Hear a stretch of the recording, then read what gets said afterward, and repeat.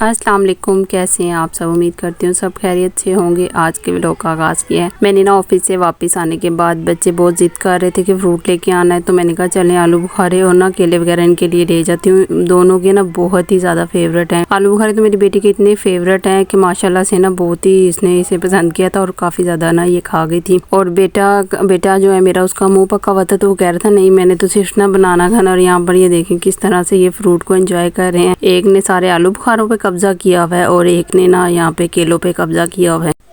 बाज़ मदर्स कहती हैं कि हमारे बच्चे ना कुछ नहीं खाते, लेकिन अल्हम्दुलिल्लाह मेरे बच्चे ना हर तरह का फ्रूट बहुत ही शौक से खा लेते हैं। बुखार हुआ था आदिल को, जिसकी वजह से ना ये कुछ भी नहीं खा रहा था। और जब मैं फ्रूट ले गई तो माशाल्लाह से ना इन दोनों ने बहुत खा लिया था। और मुझे भी ना तसल्ली सी हो गई थी कि चलें बच्चों ने कुछ तो खाया, वरना ना सारा दिन ऑफिस में यही ज़हन में था कि ये बीमार है, पता नहीं कुछ खाएगा या नहीं।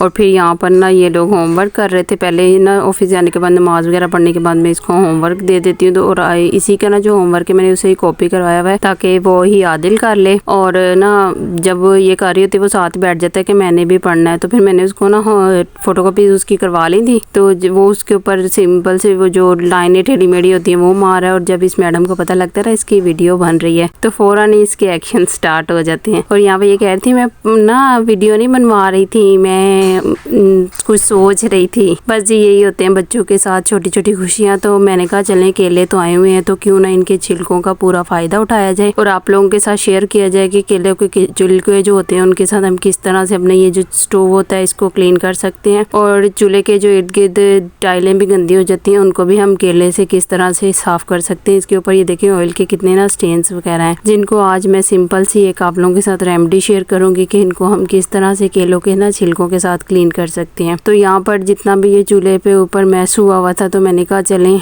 आज इसको इससे क्लीन किया जाए। और यहाँ पे मेरे पास जो कुछ बच्चों ने केले खाए थे ना उनके छिलके बचे हुए थे, तो मैंने इन छिलकों को ना इनके ऊपर चूल्हे के ऊपर पूरे अच्छी तरह से फैला दिया।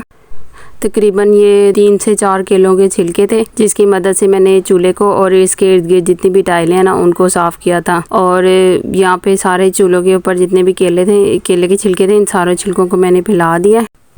और उसके बाद ना इसको रब करते हुए इसके ऊपर जितनी भी चिकनाई है ना उसको साफ़ करेंगे। ये भी ट्रिक मैंने ना यूट्यूब पे ही देखी थी और इतना उससे अच्छा क्लीन हुआ था किचन कि इसके ऊपर जितनी भी चिकनाई लगी हुई थी ना ये देखिए सारी केले के छिलके ने ना अपने अंदर एब्जॉर्ब कर लिया। और इतना ये प्यारा चूल्हा साफ़ हो गया था ना कि इसके ऊपर जितने भी वो चिकनाई के दाग वगैरह थे सब इतनी अच्छी तरह से क्लीन हो गए थे। तो इसी तरह ये जितने भी छिलके मैंने यहाँ पे फैलाए, इसी तरह से इसके ये जो बटन वगैरह है इसके इर्द गिर्द और साइडों पर जितनी भी जगह पर चिकनाई थी केलों के छिलकों की मदद से इतनी अच्छी तरह से ये क्लीन हो गया था कि ना लास्ट पे मैं आप लोगों को दिखाऊंगी कि इतना किचन और ये जो इर्द गिर्द टाइलें इतनी अच्छी तरह से ना क्लीन हो चुकी थी। इन्हीं छिलकों की मदद से मैंने ये जो पीछे जहाँ पे हम तवा वगैरह रखते हैं वहाँ पे भी काफ़ी ना चिकनाई वगैरह हो रही थी इसके पीछे, क्योंकि रोटियां वगैरह बनाने के बाद इसी तरह के तवे को खड़ा किया हुआ था। और यहाँ पर ये देखिए मैं आप लोगों को दिखा रही हूँ कि ना कितनी अच्छी तरह से इसने दीवारों को भी क्लीन किया। उसके बाद एक गीले कपड़े की मदद से सारे चूल्हे को मैंने अच्छी तरह से साफ़ कर लिया।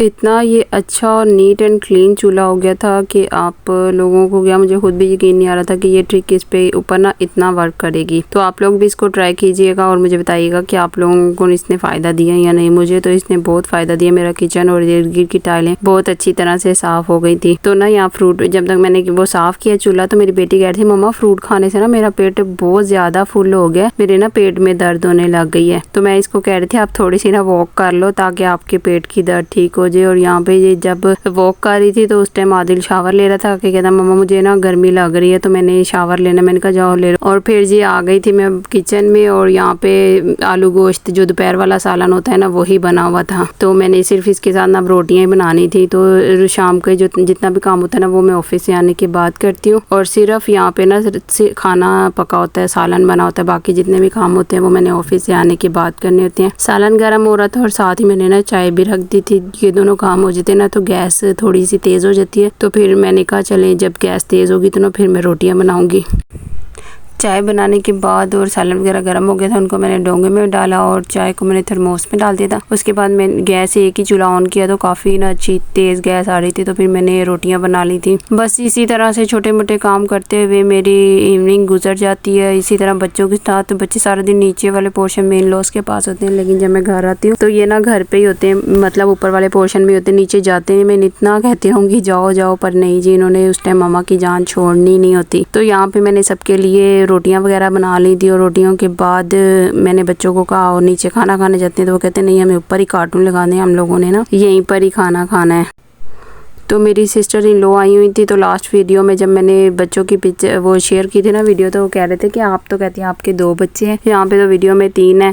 तो ये मेरा बेटा नहीं है, ये मेरी सिस्टर इन लॉ रहने आई हुई हैं, तो उनका ये ना बेटा है अहमद, और साथ ये मेरी बेटी बैठी हुई है। तो बच्चों के साथ मिलके ना ये भी खाना खा लेता है, वरना इसकी मामा कह रही थी ये खाने के मामले ना बहुत ही चोर है, खाना नहीं खाता, बहुत मुझे तंग करता है। तो मैंने कहा चले बच्चे बैठे हुए ना साथ ही ये भी खा लेगा, और माशाल्लाह से काफ़ी अच्छा है, तीनों बच्चों ने खाना खा लिया था। और फिर साथ ही मैंने बर्तन वगैरह वॉश कर लिए थे, उस टाइम लाइट चलेगी तो मैंने उसके कोई क्लिप्स वगैरह रिकॉर्ड नहीं किए। तो ना फिर काफ़ी दिन हो गए थे, चने की ना दाल पड़ी हुई थी, तो मैंने कहा चले इसको फ्राई दाल बना लेती हूँ, इतनी ये टेस्टी सी और अच्छी लगती है। तो यहाँ पे मैंने कुकिंग ऑयल जो है वो डाला पैन में, और जब वो गर्म हो गया था तो मैंने उसके अंदर ना ये 2 दिन से मैंने चने की दाल भिगो के रखी हुई थी, लेकिन इतनी आलकस आ रही थी कि अब गरम अब इसे पकाती हूँ, अब पकाती हूँ। तो मैंने कहा चले आज भी ना इसको फ्राई कर ही लिया जाए। तो जब तक ये फ्राई हो रही थी साथ ही बच्चों के लिए रात के लिए ना मैंने दूध वगैरह रख दिया था, और जब तक ये काम हो रहा था साथ ही मैंने सारी शेल्फे वगैरह जो काम होने वाले थे ना वो ही किए हैं। तो बस जी इसी तरह से काम करते करते रात के ना 9 बज गए। फिर बच्चों के साथ मैं खेलने लग गई थी। इतनी ये टेस्टी और यम्मी दाल बनी थी ना कि बच्चों ने भी बहुत शौक से खाई। ऊपर थोड़ा सा नमक और चाट मसाला डाल लेंगे तो ये भी ना बहुत मज़े की बनेगी। सिर्फ आपने दाल को कोई थोड़ी सी देर भिगोना है और उसके बाद उसको जस्ट फ्राई कर लेना है। बहुत ही ये टेस्टी और लाजवाब सी बनती है। बाज़ार से इतनी महंगी मिल रही है, लेकिन देखें सिर्फ मैंने ना 20 की दाल ली होगी, तकरीबन 20 रुपए की जितनी थोड़ी सी दाल होती है, और उसको ही भिगो के और फ्राई किया तो इतनी ये टेस्टी और लाजवाब सी बनी है। इसी तरह से घर के छोटे मोटे काम करते करते मेरी इवनिंग नाइट में तब्दील हो जाती है और फिर हम लोग सो जाते हैं। अगर आप लोगों को मेरी रूटीन अच्छी लगी है, मेरी वीडियो अच्छी लगी तो मेरी वीडियो को लाइक करें, शेयर करें, मेरे चैनल को सब्सक्राइब करें। Thanks for watching. दुआ में याद रखिएगा। अल्लाह हाफिज़।